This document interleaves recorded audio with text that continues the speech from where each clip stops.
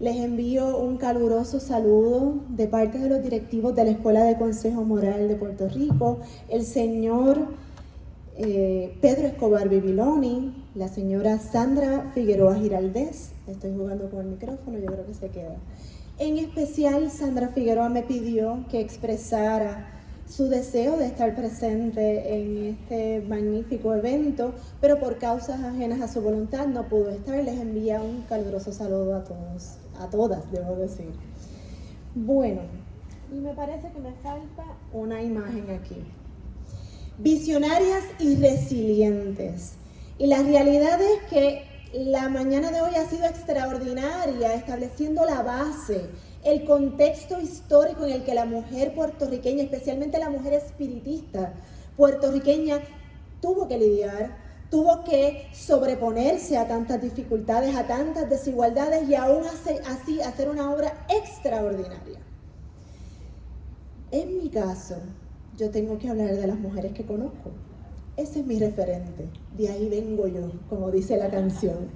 Así es que mi objetivo en esta mañana es presentarles estas mujeres que quizás no fueron tan disruptivas como para estar en ese maravilloso libro de la doctora, pero que cambiaron comunidades, que crearon espacios de sanación, de construcción, de familiaridad y de educación en la doctrina espírita, que es lo que nos une a todas, que es lo que nos hace sentirnos alineadas, que es lo que me hizo emocionarme con las palabras de Nidia Lozada esta mañana, porque vibramos en esa misma frecuencia, que es la frecuencia de educarnos, que es la frecuencia de sentir, de promover la educación, la evolución espiritual, que eso es lo que hemos venido a este planeta.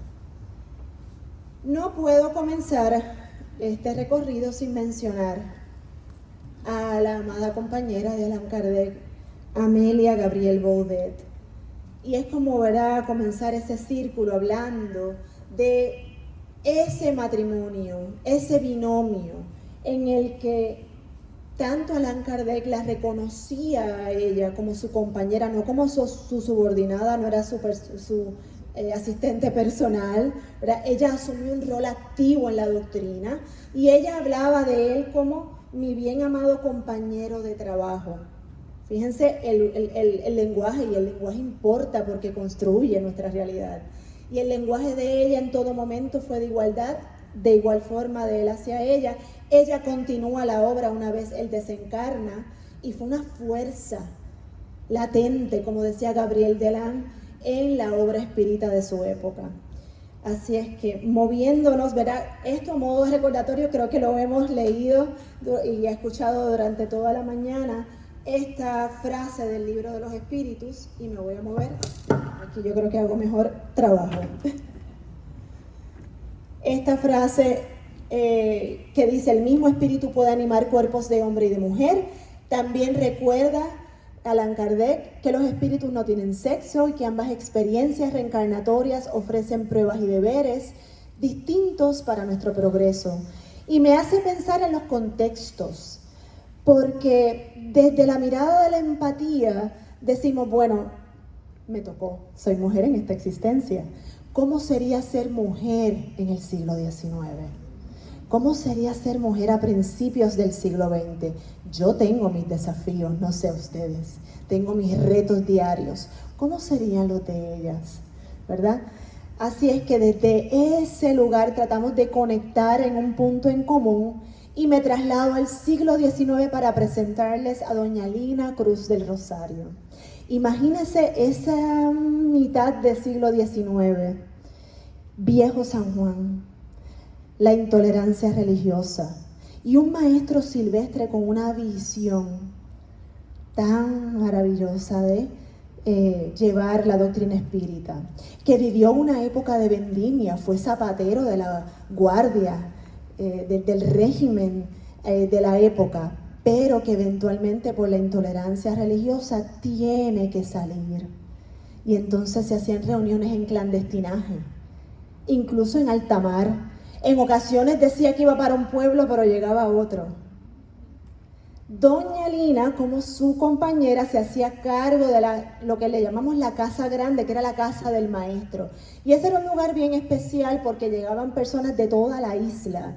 Llegaban personas para alimento espiritual, para procesos de sanación. Y sabemos que si la accesibilidad médica ahora está un poco complicada, en aquella época podía ser prácticamente inexistente.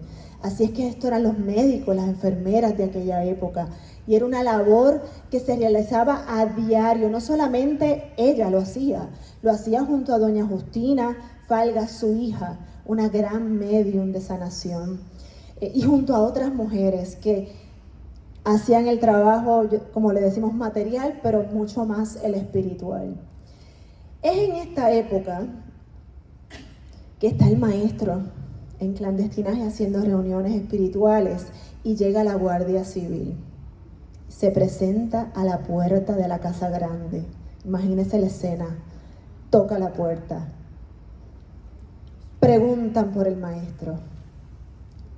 Y que ella dijera con total seguridad, sin amilanarse, una mujer negra, no era letrada, no tenía un cargo, no era privilegiada, y decir, él no está aquí, ¿qué buscan? Con mucha seguridad. Y yo creo que con la ecuanimidad que da el saberse una persona íntegra y moral. Y la Guardia Civil, seguir su camino. Ahí es que yo pienso en la resiliencia. Y yo sé, podemos tener nuestros detonantes con el término resiliencia en Puerto Rico. Lo vamos a mirar desde ese proceso de sobreponernos a la adversidad, resistirla, florecer aún y a pesar de ella. Y esa fue doña Lina, en una época de desigualdad económica, racial, donde vivieron muchas experiencias por la desigualdad racial, incluso el desplazamiento eventualmente del viejo San Juan a Sabanayana, Río Piedras, para poder continuar la obra. Y entonces ya la casa grande que estaba en la calle del Cristo, pues desplazarla hacia otros lares. Doña Lina nunca se amilanó, tenía un carácter fuerte, una mujer, como les decía, íntegra, que en lo último de su existencia material incluso atendía por una ventanita. Tenía unas peculiaridades por la época. Incluso cuando parte el maestro Silvestre, ella continúa al lado de su hijo, don José Falgas Cruz, nuestro primer organizador, que también es un ser visionario. Y ella, como decimos en Arroz y Habichuelas, desde las gradas seguía acompañándolo. Pero en el momento que le tocó partir, que fue un momento emocionante, un mismo 27 de febrero, a través de una medium, se comunica el maestro, le dice, Lina, es tiempo, nos vamos. Y partió al mundo espiritual. Esa es la sincronía. Pero dejó a su hijo muy bien preparado y le dejó una gran compañera a su lado. Y esa compañera es doña Mercedes de Jesús Montesinos, un ser dulce. Todo el que la conoció y los que la hemos escuchado, sabemos que doña Mercedes es un ser de luz. Desarrolló facultades bien jovencita en la casa del maestro. Fue medium de don Silvestre, trabajó en la casa grande, fue medium cuando comienza la escuela de consejo moral, compañera de ese primer organizador, y no tuvo jamás en su vida un rol pasivo, ni desde la maternidad, con los 9 hijos que procreó junto a don José Falgas Cruz. Estábamos conversando sobre las familias grandes hace poco, pero su rol comunitario. Doña Mercedes era un ser que gustaba hablar con todo el que llegaba a su hogar. Recibía personas para dar consejos, se prestó a la mediunidad hasta lo último de sus días, aun cuando vivía una enfermedad de cáncer. Prestó sus órganos hasta el último minuto. Doña Mercedes tenía una inquietud, porque la visión de don José fue una visión de llevar a los niños a la educación espiritista desde muy temprano. De ahí que hablábamos de las secciones de niños, de esa educación que promueve la continuidad de la doctrina. Y la nuestra es un movimiento dentro de tantos movimientos espíritas que hay aquí en Puerto Rico. Desde esa visión de don José se empieza a llevar el pan moral por diferentes departamentos a través de la isla. Y hago una parte para mencionar a mi abuela, Luisa Ayala. Ya le dije, estoy hecha de historias, ¿verdad? Me identifico con todas ellas. Porque ella fue una joven, hija adoptiva, decimos, de don José Falgas Cruz. Iba por toda la isla llevando a los diferentes planteles, a las secciones de niños, toda la instrucción que don José tenía en esos libritos número 1, número 2 y número 3, que era la educación moral, pero también de la doctrina espiritista.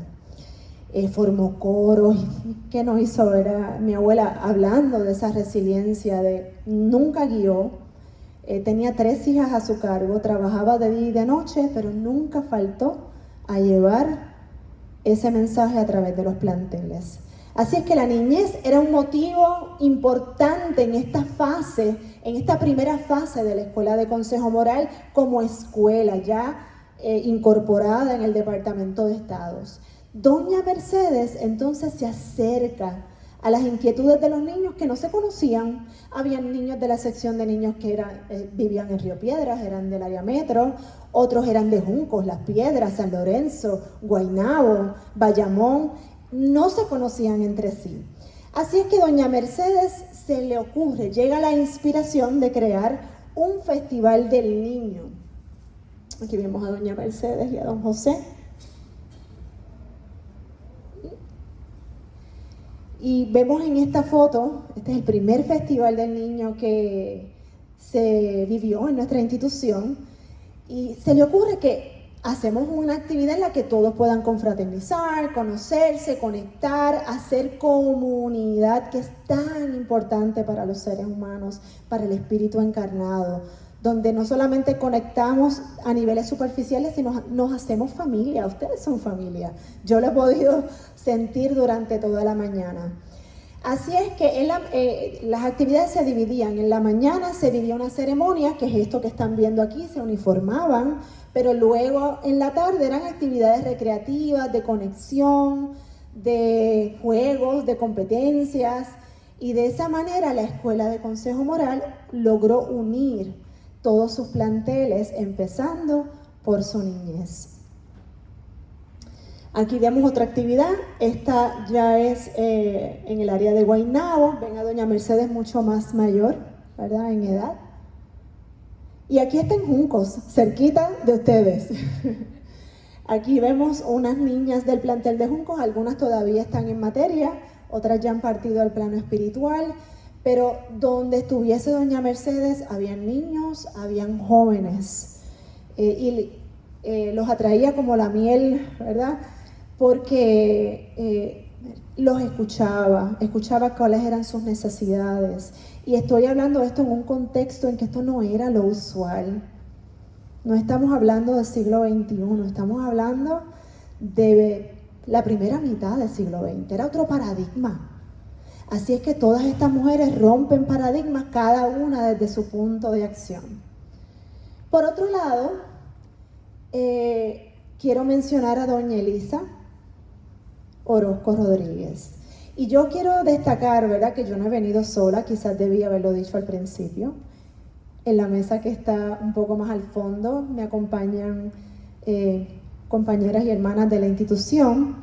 Y doña Lina, doña Mercedes y doña Elisa son todas familia directa de nuestra compañera Melba Viera, que está aquí al fondo. Muy bien. Doña Elisa pasa lo mismo que con doña Mercedes. Doña Mercedes parte al mundo espiritual un 12 de mayo de 1977. Dice mi mamá que yo la conocí de bebita, ya sabe mi edad, por favor. Diga que me conservo, dame el día. Así es que yo nací en abril, ella parte al mundo espiritual en mayo, trasciende a la vida del espíritu. Y nuevamente su hijo Andrés Falgas de Jesús, nuestro segundo organizador, que llega con un paradigma distinto. Para el maestro la visión era la doctrina, el poder establecer unas bases. Para don José, establecer una escuela, la continuidad. Y para don Andrés Falgas era unificar, casi militarizar, diríamos, ¿verdad?, la institución, porque ya llegábamos a un número tan grande, que él llega con un cambio de visión y de paradigma. Obviamente, hacer las cosas un poco diferente a su padre, pero con la misma visión de la doctrina. Pero doña Mercedes no lo deja solo al partir, le deja a doña Elisa. Y es un decir, ¿verdad? Doña Elisa, una figura, puedo decir que fuerte, pero muy dulce a la vez, que se arrojó a los brazos del trabajo espiritual en la institución. Ella no solamente fue niña, nacida y criada en la institución, sino que doña Elisa también ocupó muchos cargos. Y es algo que quiero resaltar de el trabajo de la mujer espírita, que como muy bien nos trae la ley de igualdad y todos los elementos y los conceptos que hemos trabajado en esta mañana, todas las mujeres en nuestra institución ocupan cargos de liderato. Y sé que estoy generalizando todas, pero todas las que en algún momento ejercen algún rol activo es de liderato. Y así fue para doña Elisa también, presidenta de niños, presidenta material, perteneció al cuerpo de la verbena, que es un grupo de nuestra institución que se dedicaba inicialmente a trabajar con la vejez y luego se extiende a todo el necesitado. La recuerdo con mucho cariño, trascendió también a la vida espiritual, es mi madrina.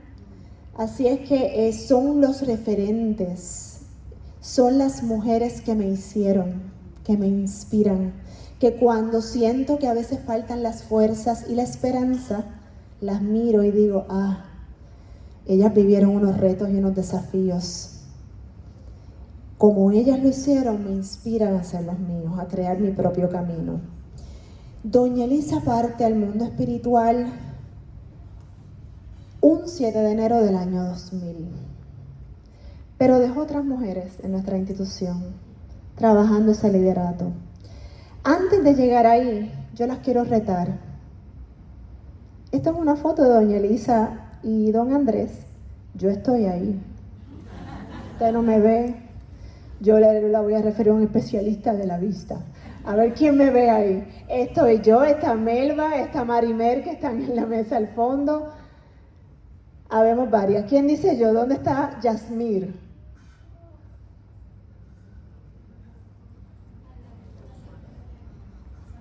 Frente al varón que está en el medio.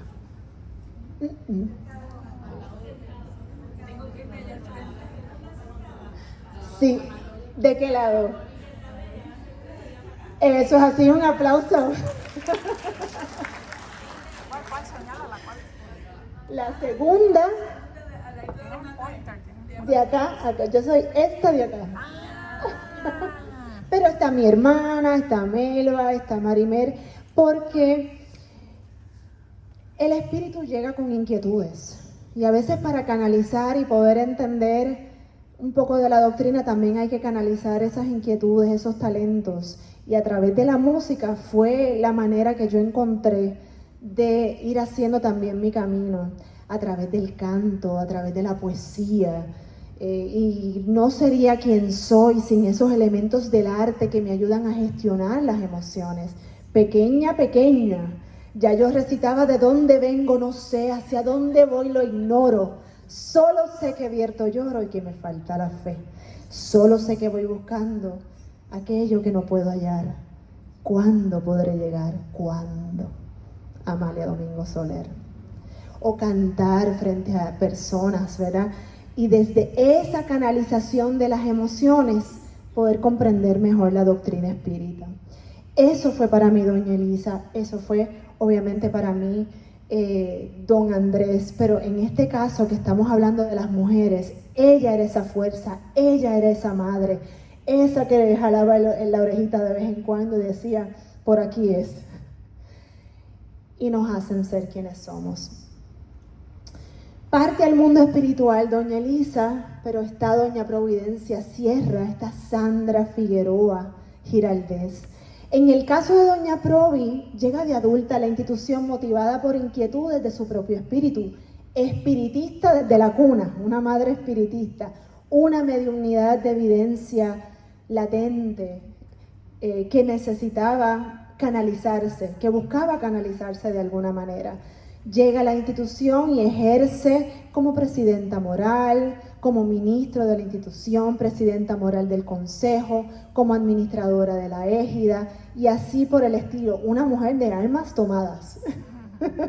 Todas las que conocen a doña Provi, como le decimos cariñosamente, sabemos que es una mujer íntegra, es una mujer que trasciende las barreras de género. No porque estemos en una institución espiritista no tenemos barreras que romper.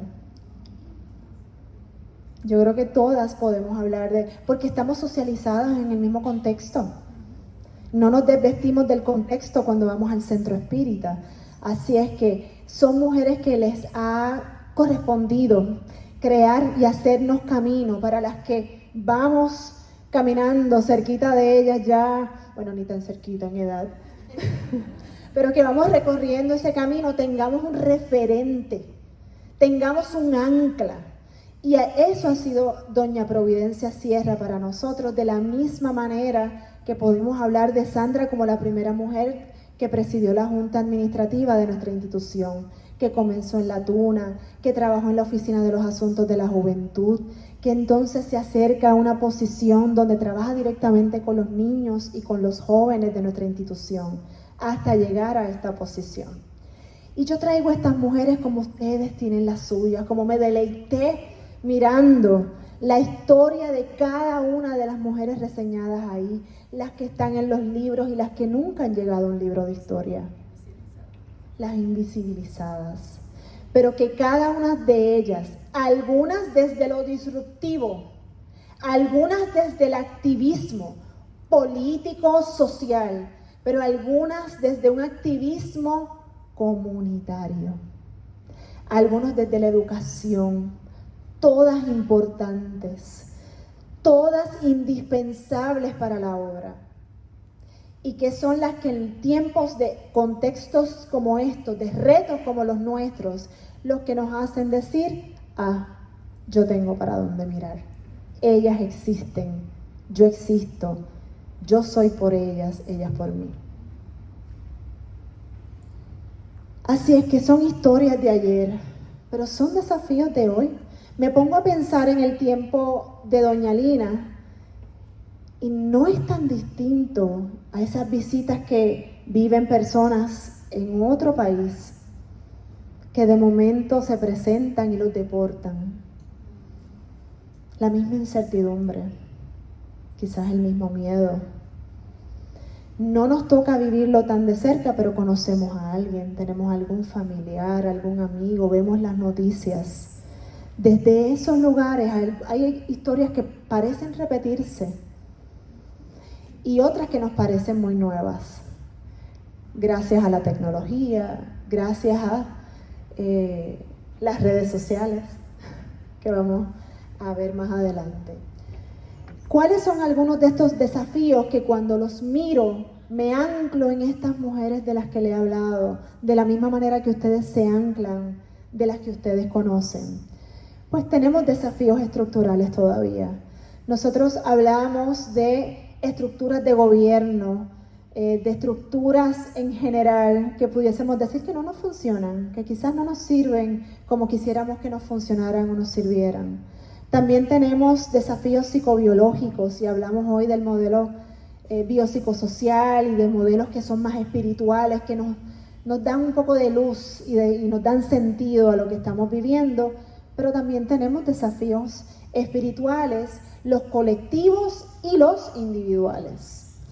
Cuando hablamos de esos desafíos estructurales, nos referimos a que todavía vivimos pobreza en nuestro país y en el mundo, la desigualdad no solamente económica para la mujer, los techos de cristal que todavía nos quedan por romper, las desigualdades socializadas, las sutiles, las subyacentes, las que pareciera que no, pero sí, que todavía las tenemos, la desconfianza en las instituciones. Hablábamos desde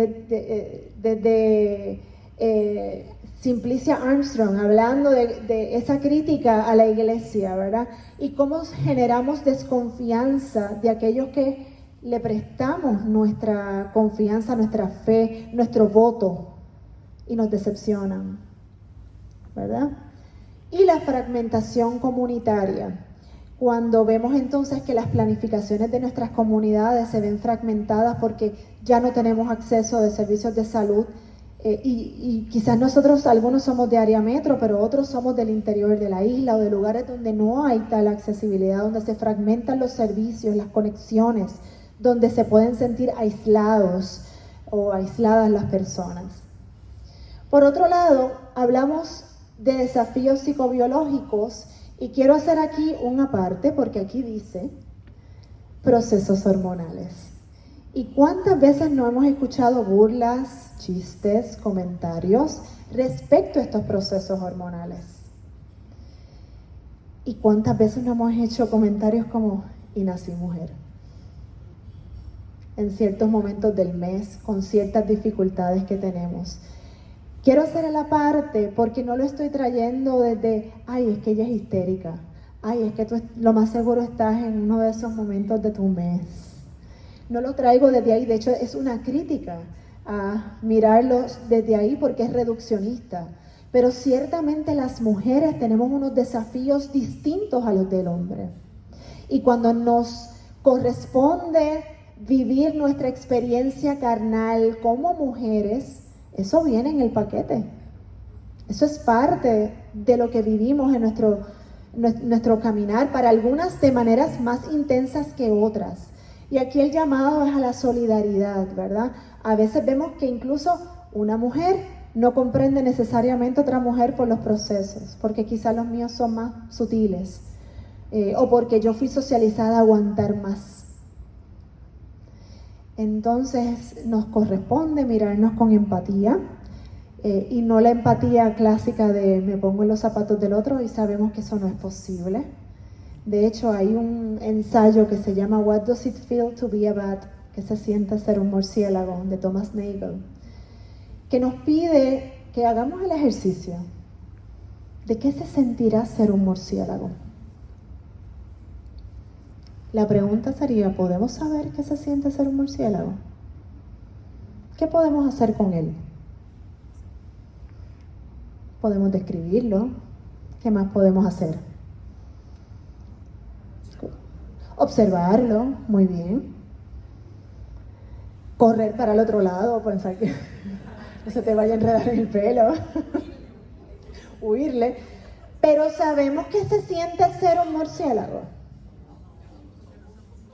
Porque no lo somos. De la misma manera que ustedes jamás podrán saber lo que se siente ser Yasmir, y Yasmir jamás podrá saber lo que se siente ser alguno de ustedes. Conectamos por experiencias parecidas y validamos la experiencia porque así fue como la viviste. Y te creo. Y si me dices que este es tu proceso y te apoyo. Y esa sororidad, esa solidaridad es importante entre mujeres. Desde ese lugar podemos ser compasivas, y la compasión no es pena, no es el ay bendito, no. La compasión es esa humanidad compartida, es sabernos humanos imperfectos viviendo una experiencia carnal que trae sus adversidades, y que a veces la compasión es eso, el apoyo, la escucha, la comprensión. Y si puedo hacer algo más, lo hago, si está dentro de mi rango de acción. Desde ese lugar miramos los procesos hormonales y educamos a la sociedad y a los hombres, y yo sé que hay profesionales maravillosas trabajando este tema en Puerto Rico para que este desafío deje de ser un desafío en nuestras vidas, ¿verdad? Y esperando que la ciencia siga avanzando a nuestro favor.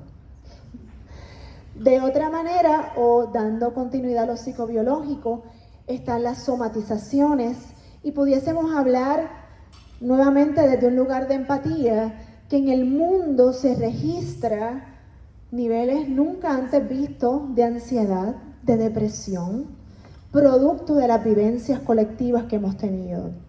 Y quizás de información que ahora sí recolectamos de una manera más eficiente.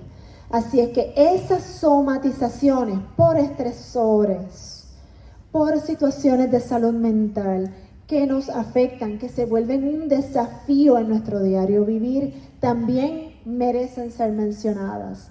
Las predisposiciones de salud que impactan el ánimo y el autocuidado. Así es que mencionaba la doctora estos modelos biopsicosociales donde tengo una biología, donde el modelo diátesis-estrés me dice que si mi estresor es lo suficientemente grande, cualquier predisposición genética que tengo se pudiese manifestar. Y esa es la parte biológica que se une a lo psicológico, a la psiquis. Y en la parte de la psiquis hablamos del pensamiento, hablamos de cómo me miro, hablamos de cómo me pienso, pero también de cómo pienso el mundo a mi alrededor, cómo veo el futuro para mí. Y por último, la parte social, ¿verdad? Lo biopsicosocial, que es ese componente que nos habla de cuánta salud mental vamos a tener, no solamente por adaptabilidad. Fíjense que también por esa conexión, el estudio más largo que se ha hecho en Harvard, que todavía está realizándose, ¿verdad? Nos habla que en términos de longevidad y salud mental, el mejor predictor son nuestras conexiones sociales. Esto que estamos haciendo, esto que hacemos en nuestros centros, ¿verdad? El tener conexiones significativas, el yo decir que si yo tengo un problema a las 4 de la mañana, yo tengo a alguien que llamar que me va a responder, que yo tengo con quién hablar, que yo tengo con quién compartir y que comparto ideas significativas para mí. Y eso le da sentido a mi vida y me da salud material y psicológica.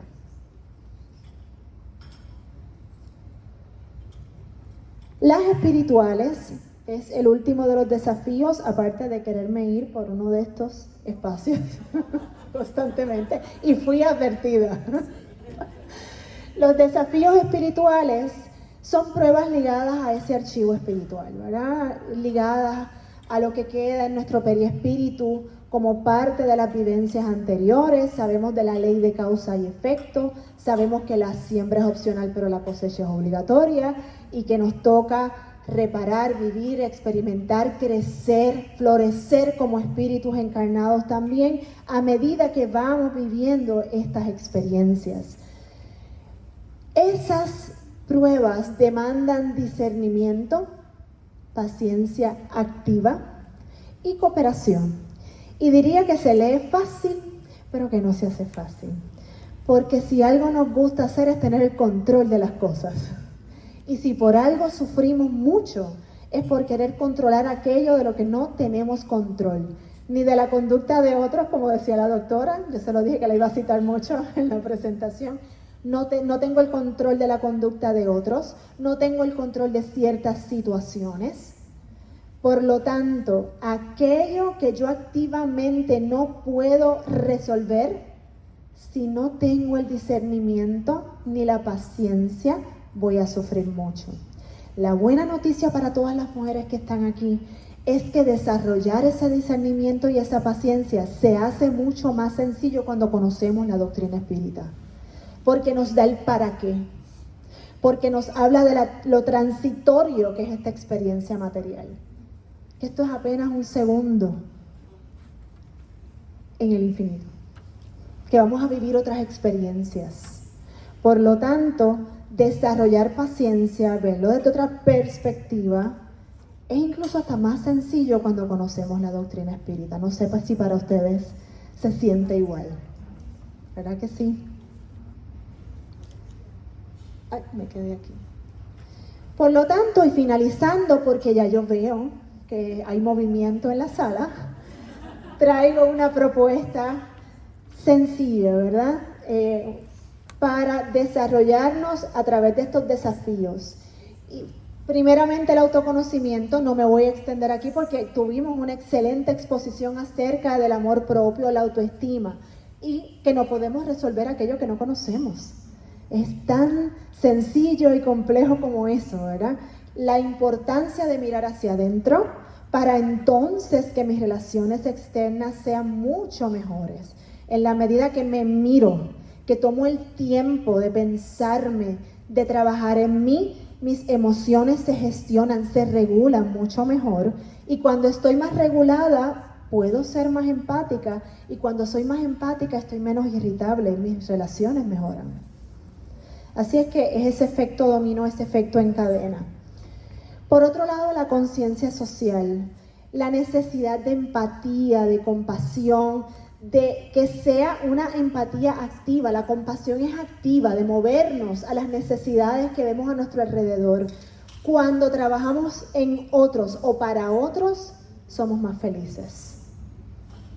Y lo dice la ciencia.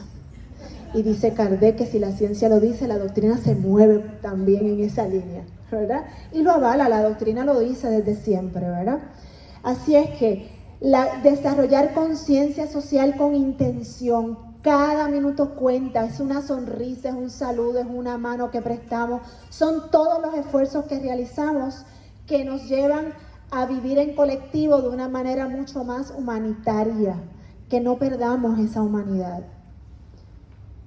Número 3, y no menos importante, estudio profundo y comprometido de la doctrina espírita, porque si nos da esperanza, si nos da consuelo, si nos da el para qué, necesitamos aproximarnos a la doctrina de una manera sistemática, consistente, que nos permita tener ese discernimiento del que hablábamos anteriormente. Finalizando esta presentación, no puedo tampoco dejar de hablar de Amalia Domingo Soler, pero solo una cita, respetando que vamos a tener toda una presentación sobre ella. Estoy viva, estoy aquí. Y nos dice Amalia Domingo Soler: la mujer debe conocer y estudiar el espiritismo, porque éste le enseña que no es su destino ser enteramente hembra fecunda, que no están cerrados para ella los templos de la gloria y del saber, que lo mismo puede subir a las más altas cumbres que el hombre más arrojado y más decidido. Y lo hemos visto a través de la historia, donde hemos roto paradigmas, donde ya no es lo que puede hacer uno o el otro, es un poco más de Jung, ¿verdad? Un poco de ánimas y de ánimos, un poco de mujer en el hombre, un poco de hombre en la mujer, porque tenemos las mismas capacidades, aunque tengamos roles diferentes, aunque tengamos una biología diferente. Y cierro el círculo donde empecé, recordando que estas son las mujeres que me tejieron y pidiéndoles que cada una de ustedes conecte con las mujeres que han tejido las historias de esta vida para ustedes. Y como decía Amélia Gabriel Baudet, me encanta pensar que las estrellas son agujeros en el velo del cielo, que dejan pasar la luz del infinito. Estas mujeres son estrellas, esas mujeres son estrellas, esas mujeres son luz. Por su atención y su paciencia, muchas gracias.